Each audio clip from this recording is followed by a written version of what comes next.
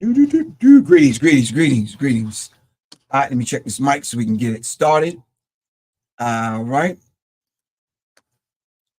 Let me see if my mic sounds nice. I'm not sure. Sabrina Harley, peace. What's good with you? Check 1, 2. I think my mic is on. I think my mic sounds nice. Anyway, greetings, fam. This is Professor Griff, and of course, you all already know this is On the Masses right here on Black Power Media Reloaded. All right, shout out to Kalanji and the rest of the crew on Black Power Media Reloaded. All right, and today we have a very interesting subject. I think I need to sit up in my chair so we can kind of so I can lean into this thing so we can start this conversation. But in the meantime, in between time, I want to give thanks to my good brother, Dr. Wesley Muhammad, who showed up and showed out Saturday at the event dealing with the weaponization of hip-hop. No, the lecture is not for sale. All right, so the lecture is not for sale to the public. I think what's happening, hold on for a second. I think what's happening is people are taking the information,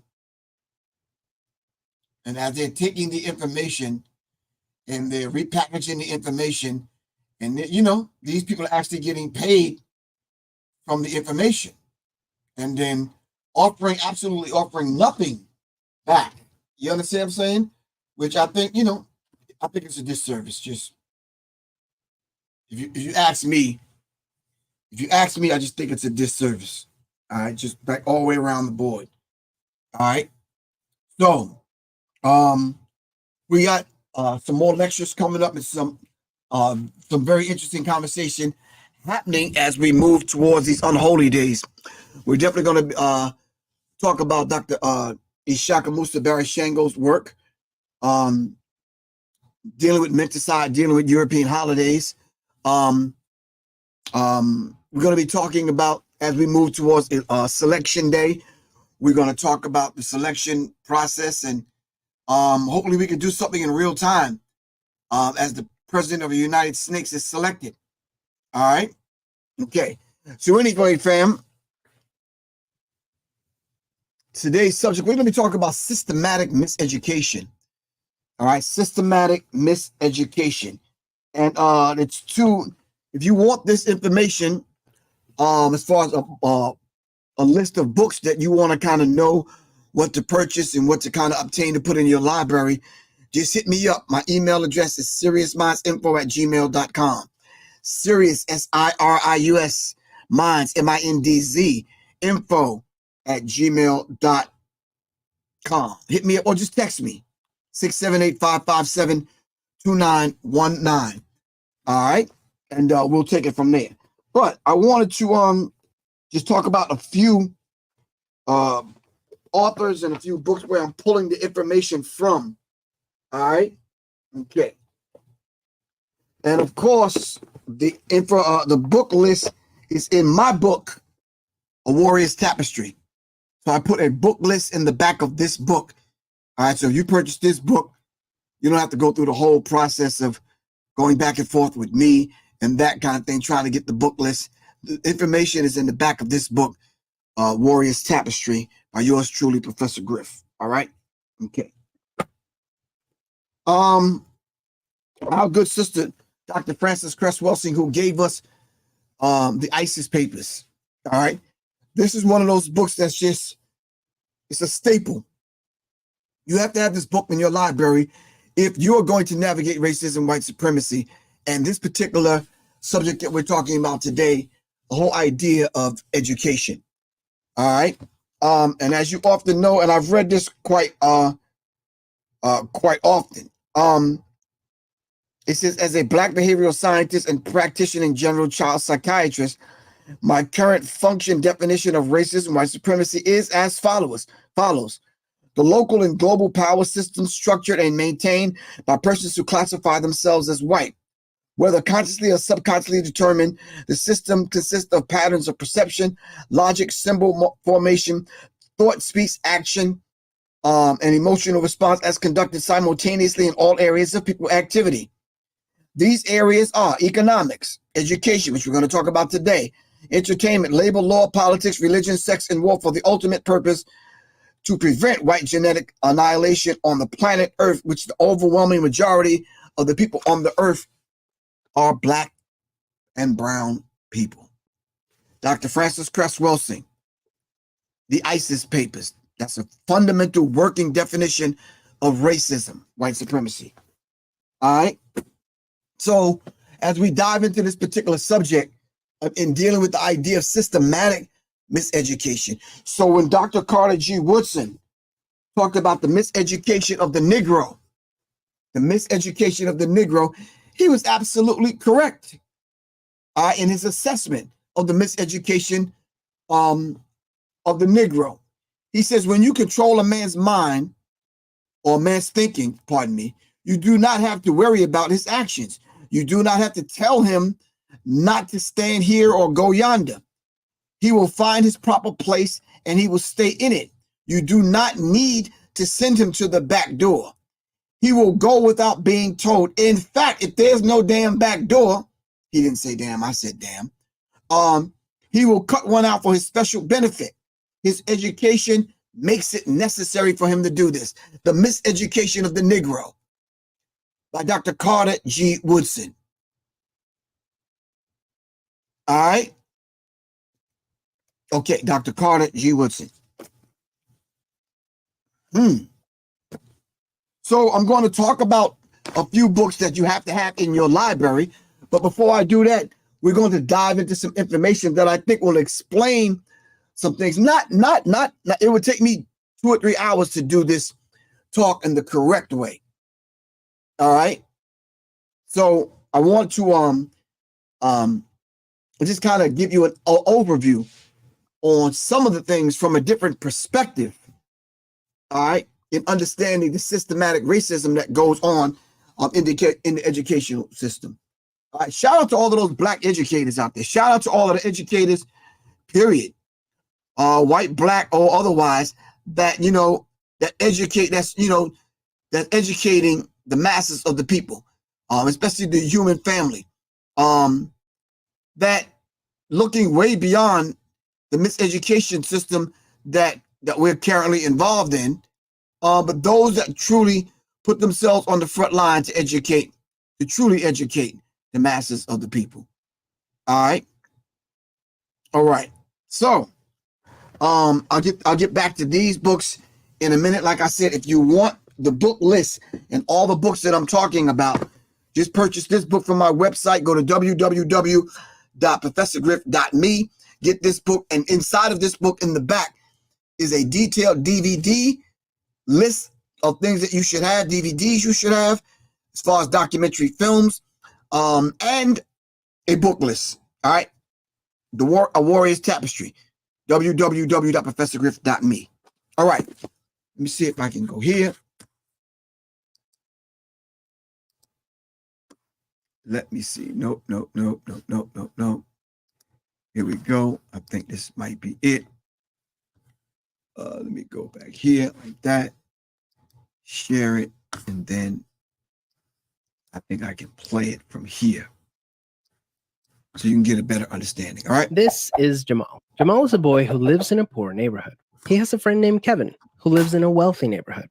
All of Jamal's neighbors are African American, and all of Kevin's neighbors are white. Because Jamal's school district is mostly funded by property taxes, his school is not very well funded. His classrooms are overcrowded, his teachers are underpaid, and he doesn't have access to high-quality tutors or extracurricular activities. Kevin's school district is also funded by property taxes, so his school is very well funded. His classrooms are never crowded, his teachers are very well paid, and he has access to high-quality tutors and lots of extracurricular activities. Kevin and Jamal live only a few streets away from each other. So how come they're growing up in such different worlds with such different opportunities for success? The answer has to do with America's history of systemic racism. To understand it better, let's look at what life was like for Kevin and Jamal's grandparents. Decades after the Civil War, many government agencies started to draw maps dividing cities into sections that were either desirable or undesirable for investment. This practice was called redlining, and it usually blocked off entire black neighborhoods from access to private and public investment. Banks and insurance companies used these maps for decades to deny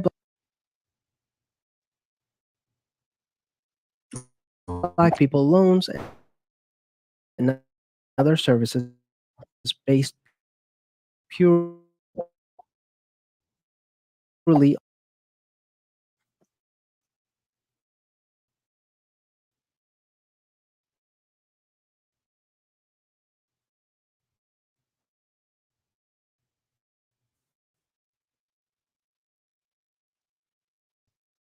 owning a home and getting a college education is the easiest way for an American. Grandparents wanted to buy a house. The banks refused because they lived in a neighborhood that was redlined. So Jamal's grandparents were not able to buy a home, and because colleges could prevent them from attending through legal segregation, their options for higher education were really scarce. Kevin's grandparents, on the other hand, got a low-interest loan to buy their first house and get accepted into a handful of top universities, which traditionally only accepted white students. This opened up a wealth of opportunities that they were able to pass on to their kids and grandkids. Even as late as the 1980s, an investigation into the Atlanta real estate market showed that banks were more willing to lend to low-income white families than to middle or upper-income African-American families. As a result, today, for every $100 of wealth held by a white family, Black families have $5.04. A 2017 study confirms that redlining is still affecting home values in major cities like Chicago today. This explains how Kevin and Jamal inherited vastly different circumstances. Unfortunately, the story doesn't end there. A big part of systemic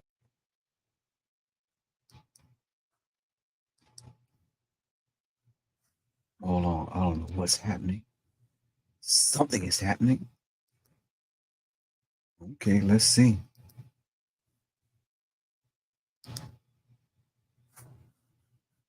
Where we at?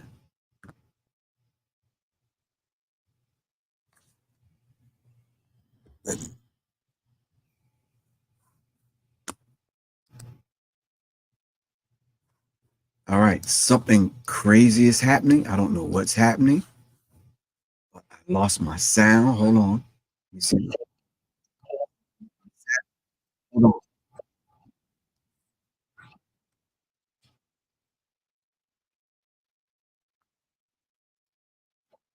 Right.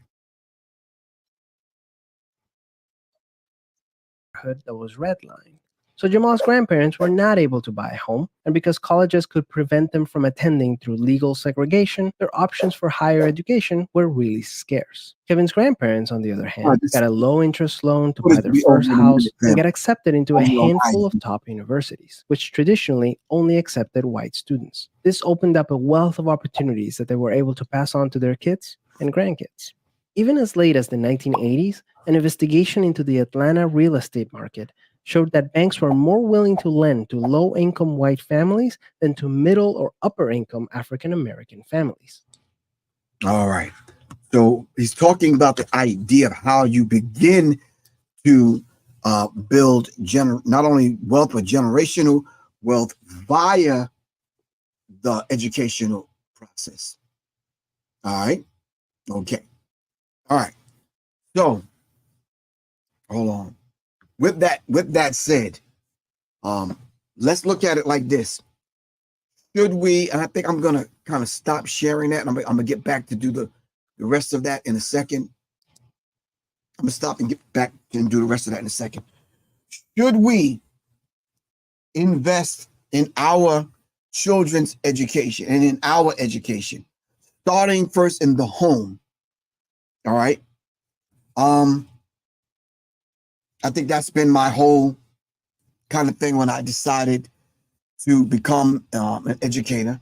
I said to myself, I want to be able to do group homeschooling, not just one individual in educating their children, but that one individual that's successful in educating their child can now educate 10 children in her home, and all of the parents support that young lady and her assistant. All right. So what I began to do is put some things in place to give tools to those educators, those homeschoolers, and that kind of thing. So I think that's a very so as I kind of continue my plight with developing things, whether it's my new book, it's not a shameless plug. Now you know the 5 elements of hip hop by yours truly, Professor Griff, and or dealing with the alphabets. You are the song you sing from the through a musical lens, and or educating and giving those homeschoolers, male and female, tools like a warrior's tapestry, where you can play this. It's no cursing. It's kind of tribal fusion music, but it has warrior affirmations, things like that. You understand what I'm saying? That if we just kind of built our libraries in our homes, so when we do go to homeschool, even if you don't have the internet, you could still begin to have a curriculum, a homeschool curriculum. It would have been beautiful for certain individuals, and I'm not mentioning any names, to get together with other educators to put together the homeschool curriculum. And whoever wanted to order it will send you the packet out. I send you the packet out, and then you could use it to educate your child, and all the information will be in there for the entire year, depending upon what grade level you're talking about. So that's why I put together this book, so you can bring your child through a rites of passage, and all the information is in there. All right. Peace, Brother Sean. What's happening? All right. So now, if you are beginning to educate your child, regardless of what age they are, right? You have to have, let me see, what's one of them foundational pieces you have to have? Let me see. All right, I think I can start right here. Now, there's 100 books inside of the book list that I have. Right now, I'm only going to show you a few. But like I said, hit me up on email or just text me. All right. And I'll kind of get the list out to you. All right. And it will be a beautiful thing that if I get stuff out to you, and just make sure you support the channel. All right. I'll put the information at the bottom of the screen, the Cash App or whatever. All right. So if you're educating yourself and your child, or you have to homeschool because of whatever reason, you have to have this book, The Nile Valley Contributions to Civilization, Anthony Browder. It's a must. You just have to. It's just, you cannot get around it. All right. You have to have this book. All right. Now just give me a thumbs up, Black Power Fist, peace sign, if you already have this book. All right. Anthony Browder. Another one of Anthony Browder's books is From the Browder File. All right. From the Browder Files. And of course, I mentioned earlier,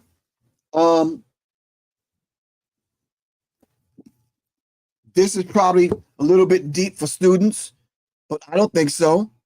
But you as an instructor, all right, you as an instructor should teach from this book, especially dealing with the 9 areas of people activity. Dr. Francis Cress Welsing's book, The ISIS Papers. All right. And of course, the miseducation of the Negro. This is for the teacher now. So the teacher will have a set of books to operate from, and then there's a certain amount of books that you would want your students to read, depending upon what grade level. All right. Okay. You have to get this book, Blacked Out Through Whitewash, on how our history was just whitewashed. All right. And I say that because not only did I know Dr. Suzar, brilliant sister, do you understand what I'm saying? The information is absolutely correct in this particular book. You have to get this book. If you start talking about ancient Kemet, you start talking about Africa, you started talking about the educational system here in America, you talk about signs, you talk about symbols, you're talking about just a myriad of things. You're talking, hold on.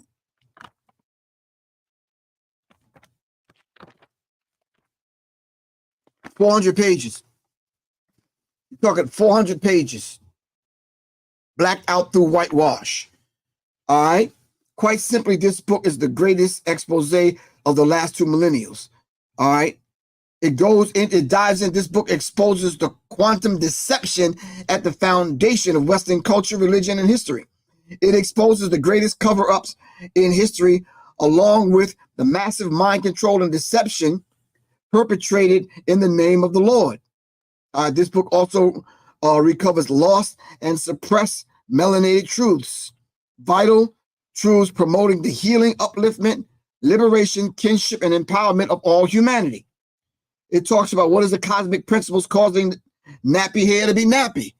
All right. It talks about Black people really are the pioneers of civilization.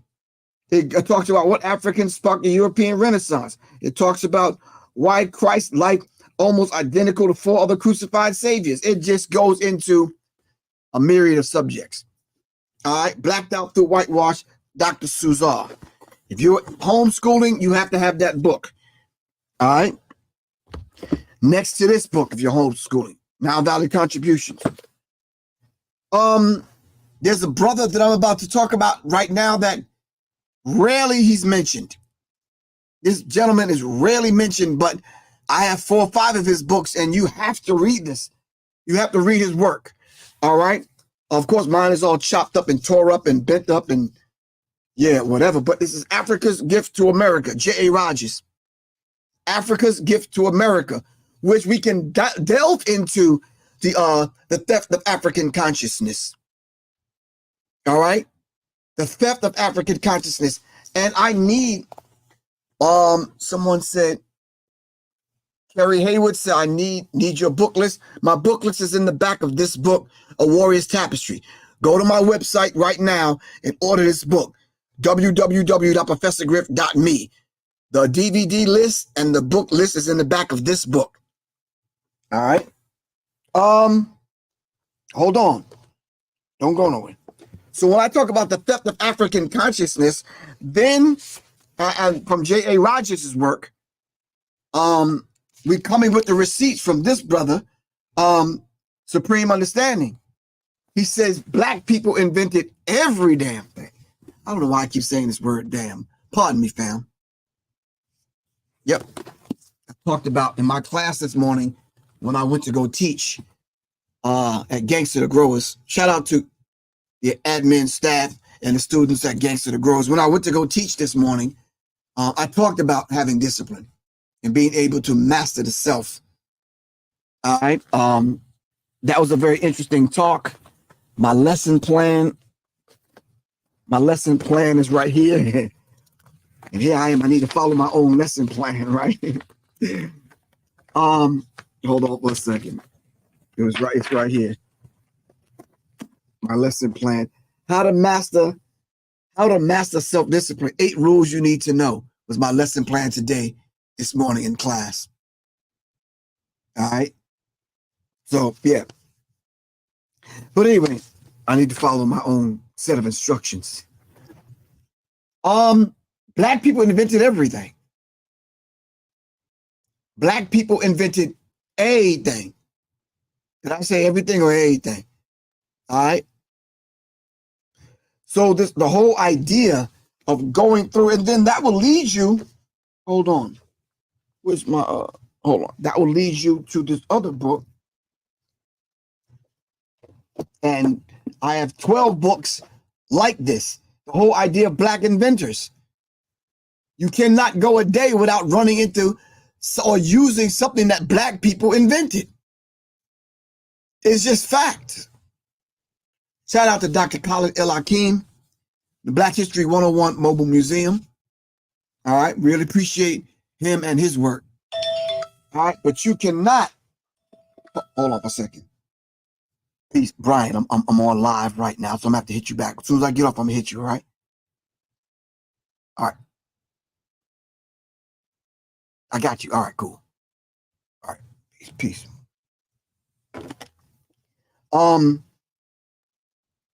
Black inventors. Black people invented everything. All right. So if we are to build our libraries and have a wealth of knowledge so that we can navigate through the society and educate our children, and the responsibility of educating the children is on us and not the school system, then we won't have to worry about the miseducation of the Negro child. All right. Make sure you get J.A. Rogers' work. J.A. Rogers, Superman to Man. J.A. Rogers, I forgot his other work, but look up J.A. Rogers. All right. Okay. I'm gonna dive back into the clip that we were watching, and then I'm gonna open it up and see what y'all are talking about in the chat. Is that cool? Okay, cool. All right. What they never told you in history class. All right, what they never told you in history class. You know, when you start talking about, check out the Diop, Ivan Van Sertima, Dr. Leonard and Rosalind Jeffries and Leonard Jeffries, Professor Smalls, John Henry Clark, Dr. Ben. I mean, I could go on and on. Ishakabusa Barashango. I could go on and on and on. Kaba Kwabene, right? We have a wealth of elders and scholars that have been passing this information. Dr. Reverend Phil Valentine, all right, Sister Nalani. I mean, I could go on and on.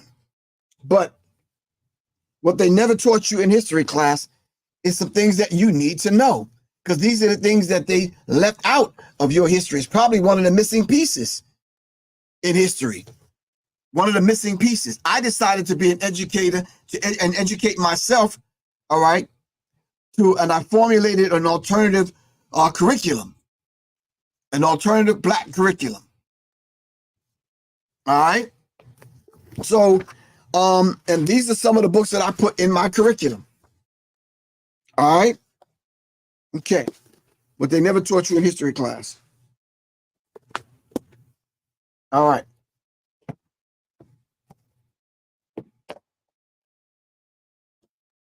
If you're an educator, and like I said, if you're an educator, then you are pulling from books like this as the teacher. All right. Okay. So then now, to add on to that, you might want to get Baruti's work, Dr. Imwali Muke Bomani Baruti, Menticide. All right. Menticide. He has 20 books out. 20. All right. One that you'll always hear me read and pull from is this book right here, the Nayan Sassim. All right. A calendar of revolutionary daily thoughts. So we have no excuse today. We have our elders and our ancestors that came before us that paved the way, that left us the blueprint and left us the information. And speaking of the blueprint, the man who gave us the blueprint to Black Power, all right, Dr. Amos Wilson, who also gave us the falsification of African consciousness, Eurocentric history, psychiatry, and the politics of white supremacy. All right. So there's no reason why we should remain ignorant as we come on these platforms. All right. And we speak in truth to power. All right. We have the ammunition. We have the tools. We have the receipts. All right. So in Decoding the Madness, I'm going to talk about, this was the other Inventors book, but I think I talked about that already. Black Inventors. And I forgot to mention the brother's name. Keith C. Holmes. Keith C. Holmes. All right. Black Inventors. Crafting over 200 years of success. All right. Okay. Thank you. Now, there's about 5 books that I have, and I didn't want to overwhelm you with information that's speaking to the constantly speaking to the problem. I wanted to have solution-oriented kind of information to give you. And this book is one of the books that I kind of took a deep dive into. And man, it's just one of those kind of books that, once you dive into it, I don't know. You just got to cleanse your spirit, man, because the information that, they've stolen from our people to make and remake their world. You remember, they were in the dark ages. All right. They were in the dark ages for a minute. So coming up out of that ideology and power in America from 1865 to present, what happened in the year 1865, family? What happened in the year 1865? Come on, talk to me. Did not they give us the Emancipation Proclamation? And to emancipate doesn't mean freedom. So they said they will free you. You're free. You're no longer a slave, but we're emancipating you. And here's the document to prove it, the Emancipation Proclamation. And then years later, I believe, in Texas, they got it sometime later, which gave us the now national holiday, Juneteenth. All right. But these individuals and I had this conversation recently with somebody when talking about the HBCUs not having a black curriculum. All right. The white architects of black education.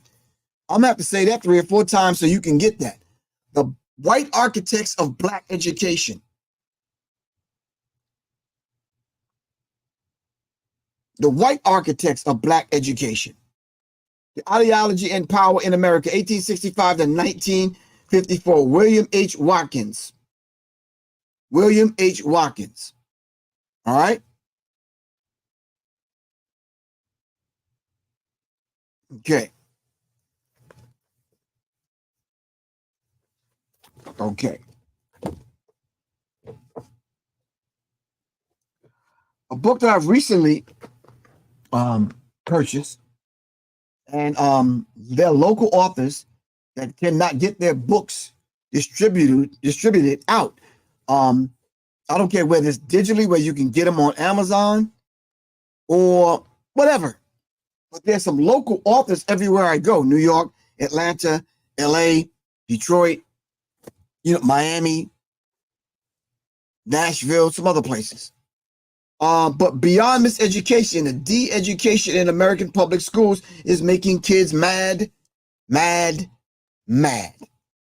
All right, Donna Shannon. Look up Donna Shannon, get her work, Beyond Miseducation. All right.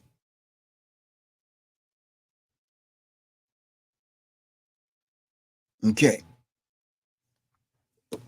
All right. I'm going to dive back into the video we were watching, and then we're going to sum it up, and I'm going to go to the chat to see what you have to say. All right. So just bear with me, fam.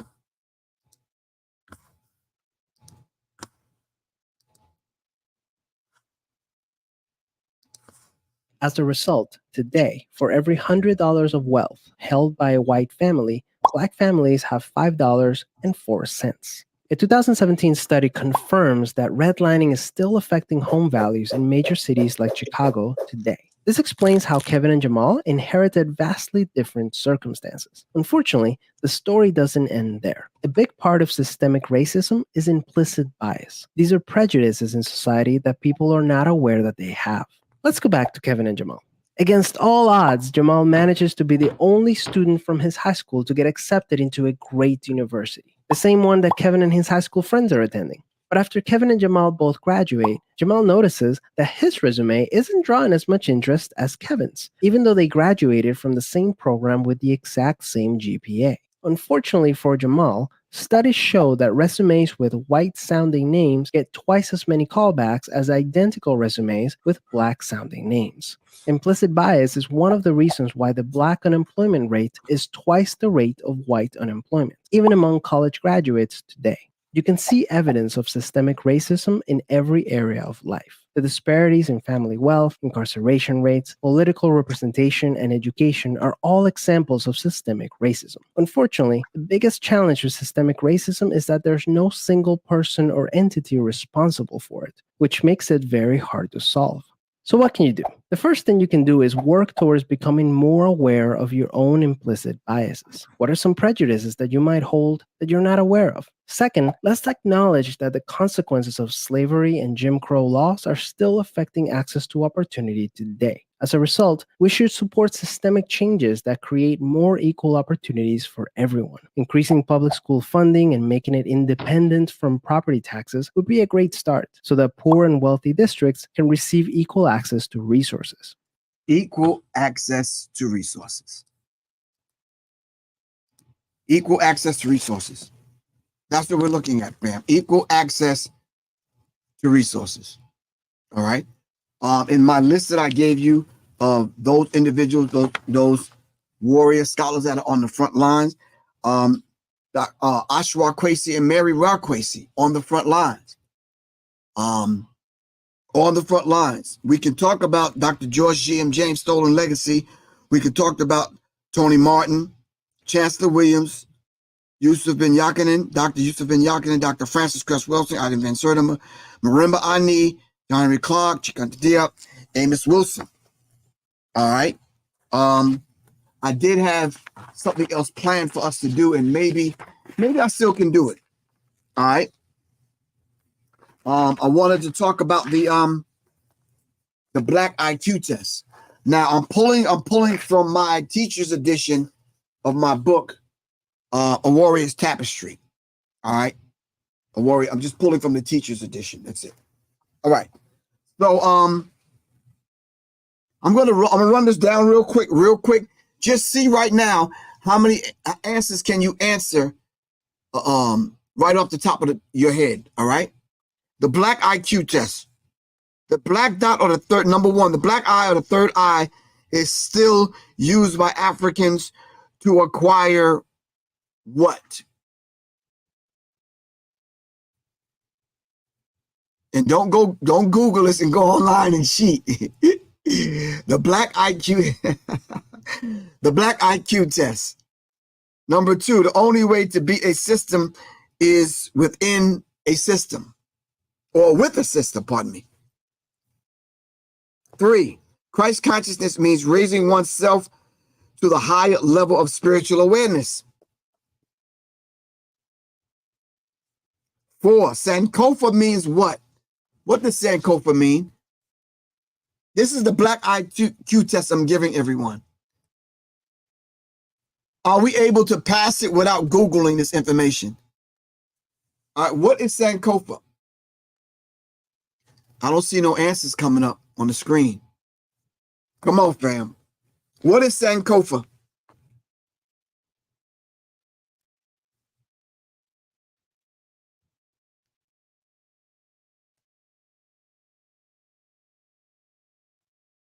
You meant to say the Sankofa bird keep returning as it.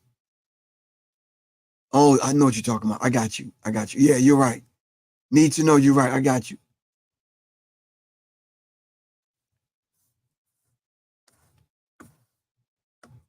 To go back and get it.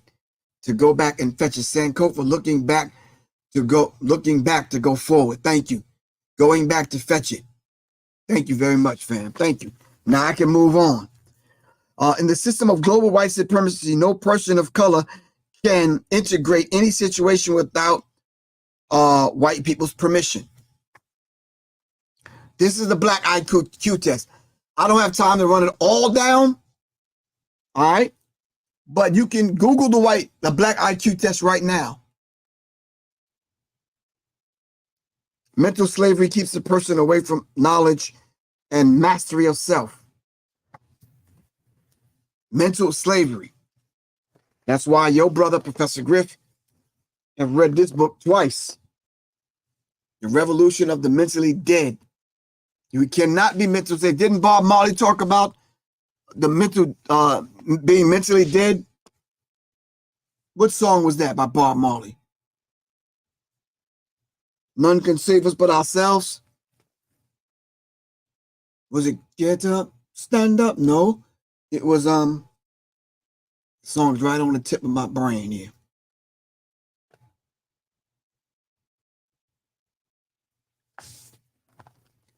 Darren Osborne gave us the Revolution of the Mentally Dead.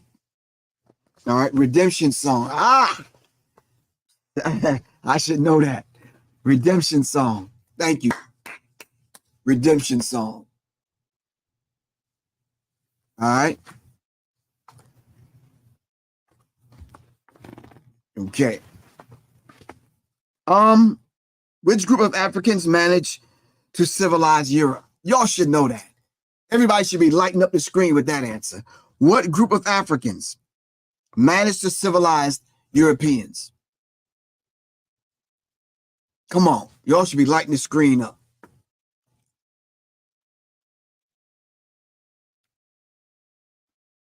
Thank you. The Moors. Thank you. Which organ produces the hormone melatonin in abundance?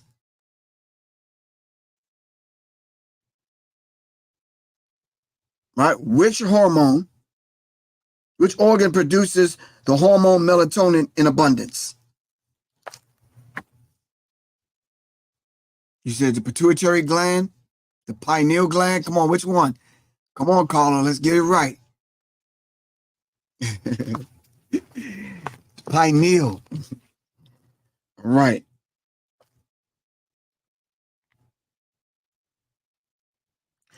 What is the main reason blacks are beaten and whipped during the colonization and slavery?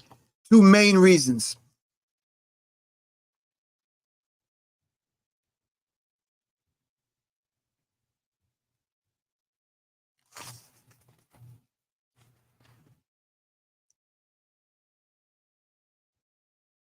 Okay.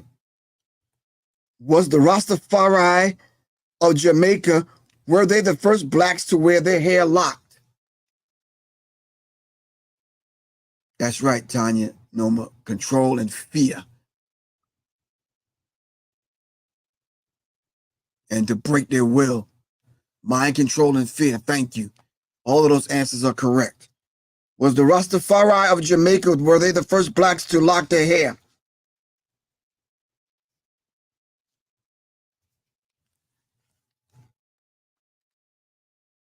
Kemet wore locks, okay. Who else wore locks? What other tribes in Africa? Whatever. John, you said no. Thank you.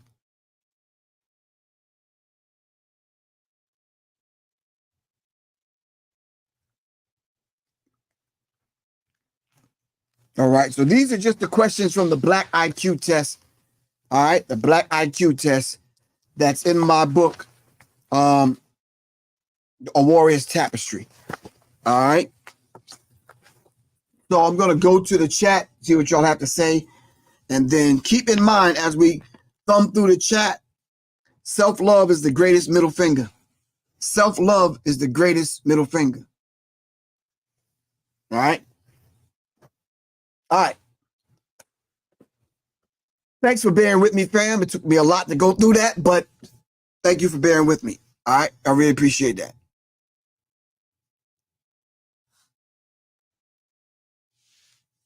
Okay.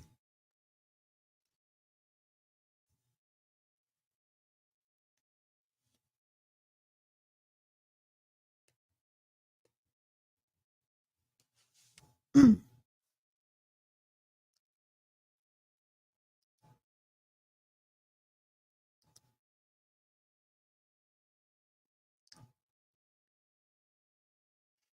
Mm-mm-mm-mm. All right. What are y'all talking about in the chat? Talk to me.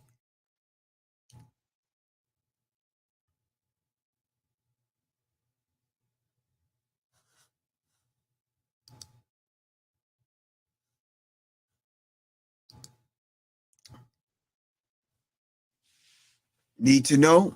Here you go.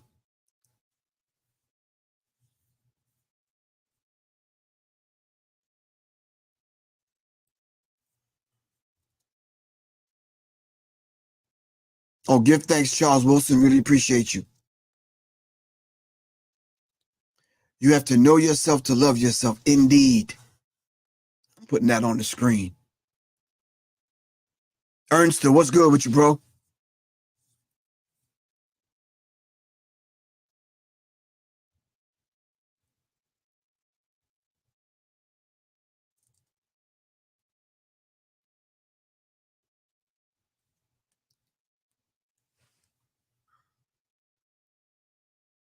I recently read about how the United States government is giving billions to white private militia. Wow.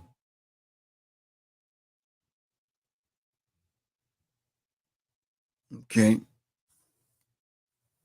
All right. Any comments over here on IG? So why afraid of funding groups like New Black Panther movement? So why are afraid? I don't. Big Nig Tech. You got to rewrite that. I'm not sure what you mean.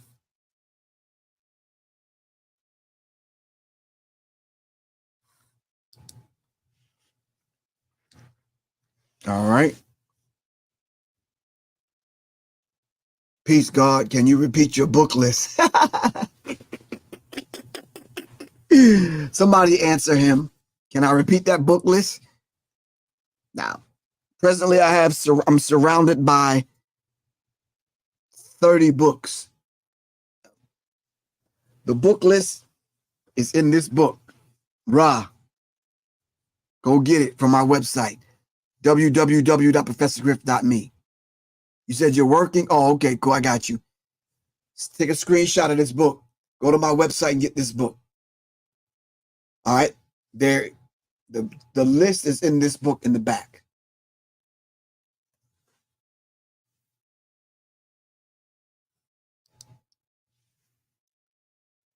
Sylvia Standback said, should black people vote? And if yes, why? I think that's up to the individual, where you are. It depends on where you are in your consciousness. Just to let you know, I'm not lending these people my energy. I know and understand both parties. And I understand the other two parties, the Green Party and the People's Party. The Democrat and the Republican Party, they're not getting my energy. So I'm not voting. I don't believe in that process because I know and understand I understand the Electoral College aspect of it. So I'll be a holdout. I'm good. But I'm not telling you to or not to. Whatever's in your heart, whatever consciousness you have, you make it happen for yourself. Because you're the one that got to live with that decision.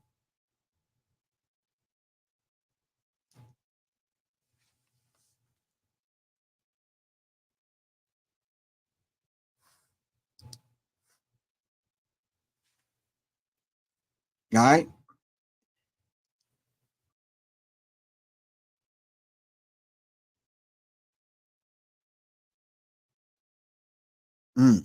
Okay. Someone said Democrats and Republicans are both, you meant to say two wings of the same bird. Yep. Blacks should vote if, what? Hold on.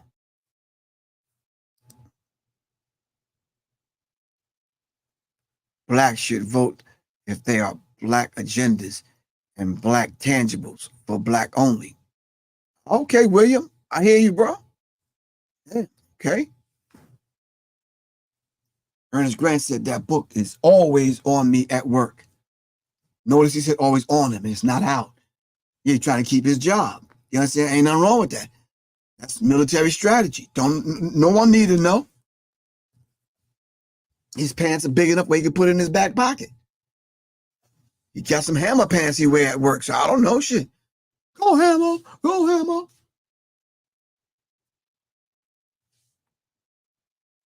He go to work with hammer pants on, sliding through, early time. What do he do? I'm just saying.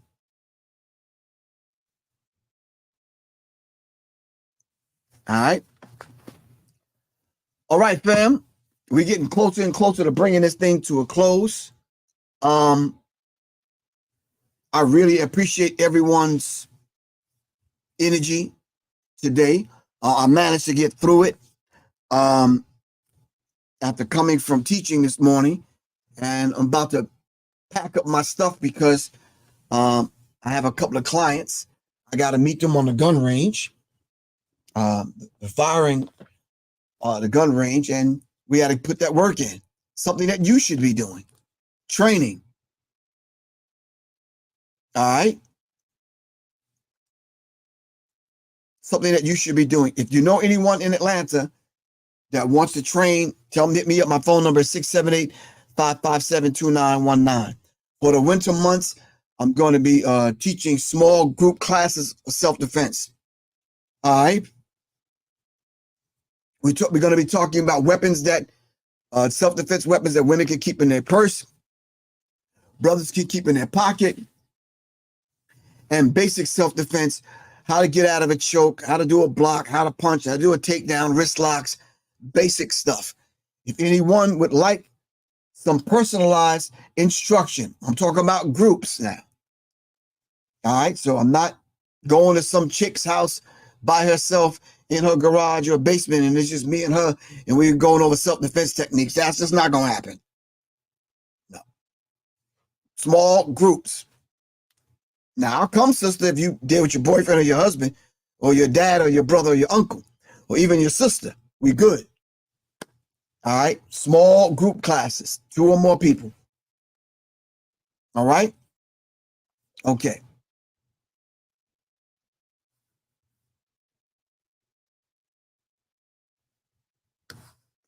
Thank you. You're right. There are other candidates running for the presidency of the United States of America, but our people are stuck on stupid.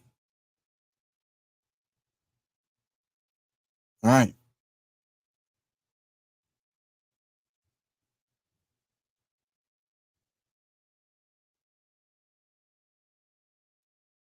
Okay.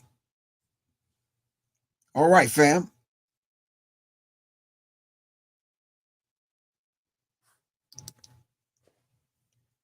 Sylvia Standback says, thank you. And can you briefly explain the Electoral College? Let's see. I was going to do something else on voting. Hold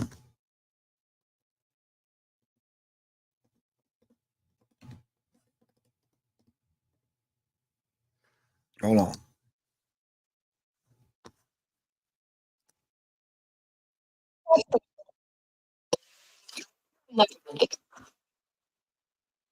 Hold on, fam. I got you. We can end with this. I don't know how much time I have left, but we can end with this.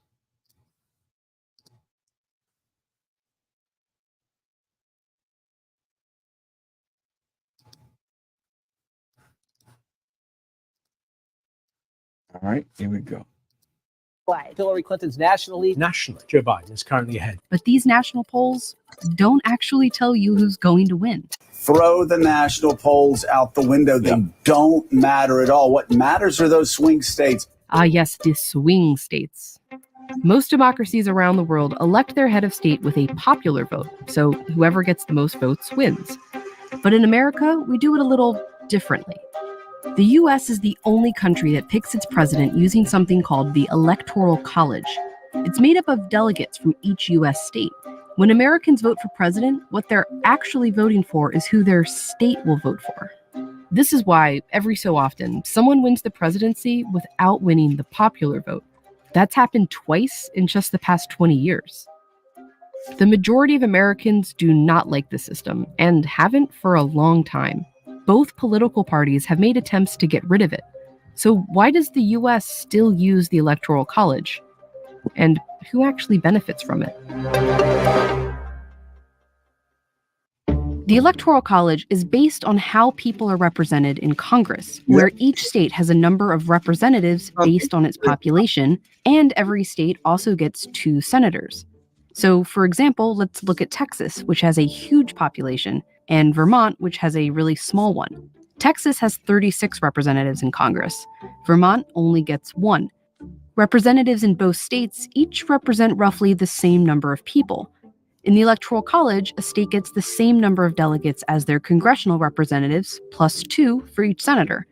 So Texas has 38 electoral votes, Vermont has 3. But this combination makes the number of people each delegate represents way different between states. In Texas, 1 electoral delegate represents 3 times the amount of people as 1 in Vermont. And that makes each individual person's vote in Vermont a lot more influential. The Electoral College creates discrepancies like this all over the country. A voter in Wyoming is worth 3.5 times as much as a voter in California. Wow. And the winner of the presidential election is the candidate who gets 270 or more of these Electoral College votes. These are the results of the 2016 election by state. You're probably more familiar with this version of it, a map of red states and blue states. Right. But this chart tells a different story. You can see that no state is actually all red or all blue. But almost every state awards its electoral votes the same way.